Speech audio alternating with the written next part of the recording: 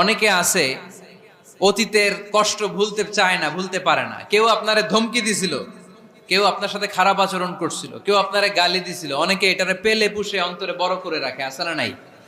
ভুলতে চায় না। মনের ভেতরে রাগ পেলে পুষে রাখা ঠিক না। মনে মনে কয়, তুই আমারে মারছিলি, আমি তোরে মারুম। তুই আমারে অপমান করছিলি ওই দিন, যদি একদিন সুযোগ পাই তোরে হোতা এলামু। আছে না এরকম? সেই ২০ বছর আগে আপনার এসে অপমান করছে, ওইটারে পেলে পুষে আপনি অন্তরে নিয়ে বয়ে বেড়াচ্ছেন। আর এই হিংসা ক্ষোভ যদি রাগ ভিতরে রাখেন, এটা আপনারা জ্বালায় দেয় ভিতরে, জানেন? আর যদি আপনি ক্ষমা করে দেন, একেবারে ঠান্ডা। জানেন এই ফর্মুলা আপনারা? এজন্য রাগ, ক্ষোভ, হিংসা কখনো অন্তরে পুষে রাখতে নাই। মা যাদাল্লাহু আবদান বিআফওয়িন ইল্লা ইজ্জান।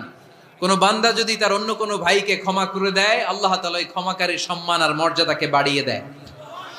আল্লাহ